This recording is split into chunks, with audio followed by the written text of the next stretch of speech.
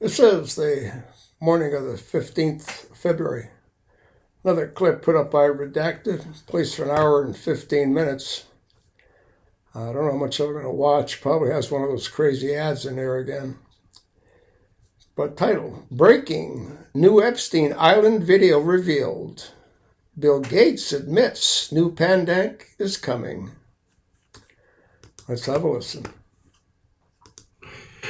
Welcome in, everyone, on this Thursday to Redacted. Great to see everybody. We've got a busy show for you. We're going to look at the tunnels, the emails, and the references to the massive tunnel structure underneath Epstein Island. Also, the hidden bunker system underneath Zorro Ranch in New Mexico, Epstein's sort of sex ring traffic area underneath his homes. You know, by the way, he started all of this right after he was released from his little work release program. Mm-hmm. Barely any prison time. He's like, what? You know what? We need to go underground. We need to start building these tunnels. Once you've been indicted for prostitution, for soliciting minors for prostitution, you can't do that on the up and up. You've got to do it on the down low. I mean, you can talk to all your wealthy elite government leadership friends about it. That's better in tunnels, though. That's totally fine. On email, it's got to be just not in plain sight. So on your email, underground. Makes sense. It does. It makes sense. We're also going to talk about why is Steve Bannon all over the Epstein files? Why is he working for Epstein? What?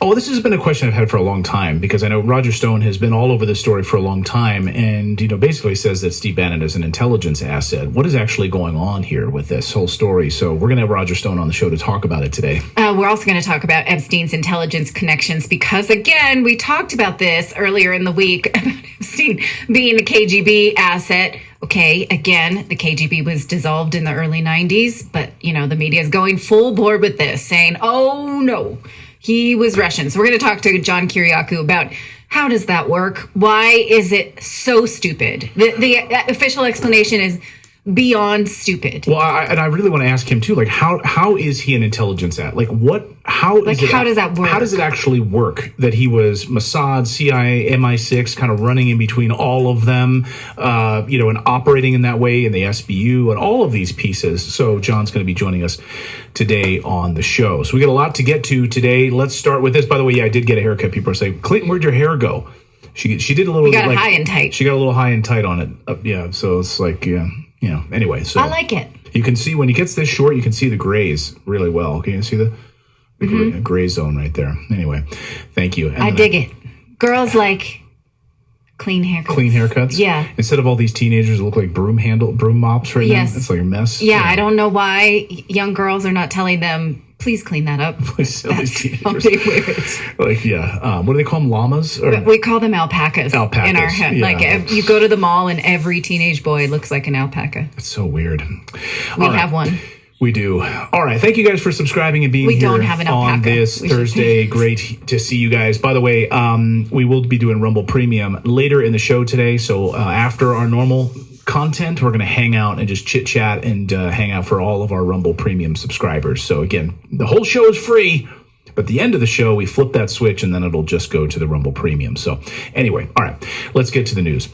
Well, another day, another round of shocking details in the Epstein documents. This time we've got more videos on how they secretly move people, little girls, materials around Epstein Island and Zorro Ranch in New Mexico. According to emails, Epstein was invited to join as a board member of Lifeboat Foundation, which specializes in building massive underground tunnels and bunkers. And according to the emails, Epstein was really kind of obsessed with building these tunnels under little St. James Island, constantly demanding work on them from 2009 up until about 2 months before his arrest. So after he had gotten out from his little work release prison time, why he had such a light sentence, Congressman Massey is still hoping to get the bottom of. Like that was supposed to be a part of these Epstein document release. Why did he get such a lenient sentence? But anyway, after he gets out of prison in his little work release program, he then immediately starts building these tunnels. And it becomes kind of obsessed with building these tunnels. And right up until, of course, he was arrested finally, and then the fake suicide. But here's just an example of Peggy Siegel, a Hollywood publicist, emailing him. So people knew about these tunnels. So this is 2018. Hey, I'm in New York all week. Things to do or come see me, he writes to her. Dearest Jeffrey, I'm so sorry I missed your birthday. The good news is you're still younger than me, but do not look like it. Just kidding. For a silver fox, you are in tip-top shape. How have you been?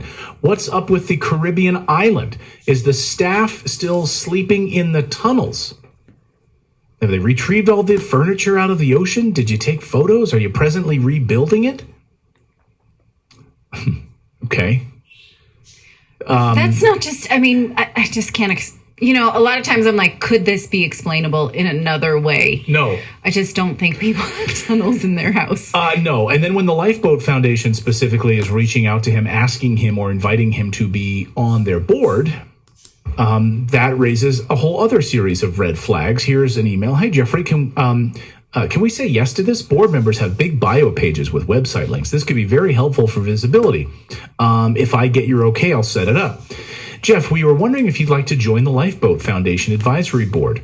We just had Ray Kurzweil and Nobel laureates Daniel Kahneman, et cetera, join the board. So you would have some good company. So what is the Lifeboat Company? Well, they build bunkers. And if you go to their website, you'll see all sorts of like end of times related stuff. Like, we build bunkers for the rich and famous under there. But if you go to their website, it's kind of actually creepy. I spent quite a bit of time on there today. And like safeguarding humanity. And it's all about like human survival and all of these things and visions for the future and the future of the human race and all of these things and how you can be a part of this. It seems all very weird. Like just if you go to this website, it's just very, very weird. So then we revealed inside the Epstein documents, the tunnels and the trapdoor. We're not sure exactly where this trapdoor is leading to inside of the island, into some sort of a water passage or something underground. We don't know exactly how you get down to these tunnels, but then over 2 hours of video released inside the Epstein files showing these underground tunnel systems, like individuals walking through the tunnel systems, filming the tunnel systems, talking about it. Presumably all underneath Epstein Island, because the beginning of the video shows the island. And then 2 hours of this type of footage, just walking beneath, walking in the corridors, walking among the tunnels, walking next to the pipes and all of those things. Now, you remember, of course, some previous footage had been released with security camera footage. This was previous footage where you see like little kids in there scattered across the island in different photos, kids sitting on buckets inside of a section of the island. We're not unclear exactly where that is. Is it underground? Is it hidden in these tunnels? We don't exactly know. But it does certainly remind me of, they're not the only one. Think about like the Playboy Mansion, for instance, right? The massive tunnel structure underneath the Playboy Mansion. Like Hugh Hefner was really out in front of this. And thanks to Red Pill Drifter, by the way, for reminding me of this and posting these images. I forgot about this. And I never knew it. Yeah. And these images that would connect to, northbound tunnel to Mr. Jack Nicholson's residence, James Caan's residence, and others. So these like tunnels that went from the Playboy Mansion to these like rich and famous celebrities inside of Hollywood. So what were these tunnels being used for? I mean, what you can say is for sure is that he was obsessed with building them after he had been arrested initially. And after, of course, and he meets Steve Bannon, and they start this whole like rehabilitation process, to move him away from being a pedophile. And then after that, it sure as heck worked. We see the kind of caliber of people who he was able to keep company after being indicted and serving prison time for trafficking young girls. I mean, again, it's Bill Gates. It's 2 reporters at the New York Times. It's a laundry list. Everyone in elite universities. So, yeah, that's one of the most successful rehabilitation campaigns I've ever seen. Yeah, it seemed to have worked. And apparently it's worked so much so that the Department of Justice seems to not believe that there's any men involved with this entire process here. So here's Todd Blanche answering questions about will there be any prosecutions, like the men that are involved in this, the people that he was trafficking these girls to, inviting to his island, inviting to Zorro Ranch, involved in the entire process. Through all of the emails. Like, are any of those people, those men, going to be prosecuted? Watch his unbelievable response. Watch. You said this is the end of the Epstein, of your review of the Epstein files. So, just to clarify, are is the public going to learn the identities of the men who abused the girls with the information that you're releasing? And if not, why not? And then I have a quick follow-up.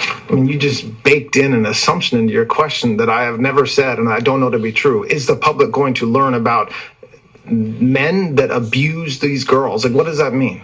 I don't understand what that means. You don't understand what that means? Okay. Oh, let me show you an email. Sorry, go ahead. I'm just opining. They're the men who abused the young women through Epstein's.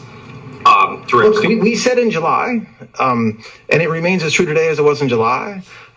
If we had information, we meaning the Department of Justice, about men who abused women, we would prosecute them, right? We talked about the work that we're doing. That's why I said that. I said this earlier. There's this built-in assumption that somehow there's this hidden tranche of information of men that we know about that we're covering up or that we're choosing not to prosecute. That is not the case. I don't know whether there are men out there that abuse these women. If we learn about information and evidence that allows us to prosecute them, you better believe we will. But I don't think that the public or you all are going to uncover men within the Epstein files that abuse women, unfortunately. Okay, really? I mean, did they just... What? When they were redacting all the names, did they not read any of them? It feels like they're not familiar with the content. Yeah. I mean... Love the torture video. Who wrote that? What man is that? How about let's start with him? And by the way, as someone pointed out in our chat room, rightly so, there's terabytes of these videos. Yeah. Right? Terabytes of these videos. From all of the security camera footage, everything under the tunnels and everything. You mean there's nothing? And who wrote the torture video emails? Who wrote, I can't wait to see the little girls? Should I torture her or do her? Yeah, that was a man. That one was not redacted, actually. Why some men and not others, too? And just so we're clear, right, Epstein cultivated an elite social circle. He procured at least 1,000, according to the reports, 1,000 underage girls, teens, young women, who were subjected to repeated rape, sexual violence, torture. There's reports of killings as well from him and his associates. So for Todd Blanche to be, what men are you talking about here?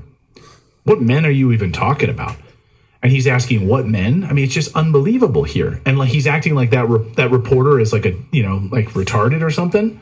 Right. We can read that. There's an email that you may have seen circulating where he says, I never thought I'd be able to kill somebody, but, and now look, we can all make jokes like that. Like, oh my God, I'm going to kill my husband or, that kind of thing. Okay. Well, I'm going to kill him for doing that. Like in colloquially, that's not a shocking, don't act so offended. Okay. Well, I just don't know if I need to prepare for something. I absolutely have no motivation to kill my husband. Make sure that's or desire. On the record? Yes. Okay, good. But in the context of how much violence that they have admitted to here, we don't know. So it's a valid question.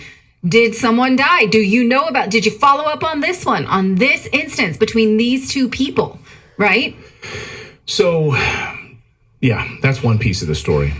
And the other piece of the story, while the mainstream media right now is focused on Trump making fun of Caitlin Collins, and they're cleverly editing that video, leaving out the full context of it, by the way, they're totally ignoring the crazy revelations in the Epstein files. And honestly, this one stops you in your tracks. The email showed Jeffrey Epstein was openly working on cloning and building designer babies, gene editing. As far back as 2018, he was mapping it out in emails as a funding opportunity. In one email chain, researcher Brian Bishop sends Epstein a detailed plan to basically move from, quote, garage biology to the first. So was it garage biology, the stuff they're doing in the tunnels? We know that Epstein had a full, almost like hospital level amount of equipment at his facility on Epstein Island. So we're going to move from garage biology to the first live birth of a genetically modified human being within 5 years. Openly discussing this back and forth with Epstein, with a price tag of nearly $10 million to do this. And then Epstein's response is totally casual. No concern at all in these emails. It's like, oh, no rush. Like, you're working on this. No rush. Thanks. No Gotta rush. get it right, No rush at all. Attached is the document you requested. It's the use of funds spreadsheet for the designer baby and human cloning company. This gets us out of our self-funded garage biology phase to the first live birth of a human designer baby and possibly a human clone within 5 years. No rush. Once we reach the first birth, everything changes and the world will never be the same again. Much less the future of the human species. I'm happy to hop on another call. So, I mean, they really believe like they're going to be able to pull this off at scale. And then, of course, what does that mean for, not bringing in out? See, one of the big problems is bringing in like outside babies, right? Babies you're getting from adoption clinics, babies, children that you're getting from, sex trafficking operations, which obviously then that can lead to the FBI, that can lead to all sorts of problems. But if you're like cloning babies on your island, I mean, it sounds like a freaking James Bond story. Hey, you can listen to the rest of this. I stopped it at the 15-minute and 27-second mark. This is beyond insane. I can't do this alone, folks. Pass it along, and thanks for listening.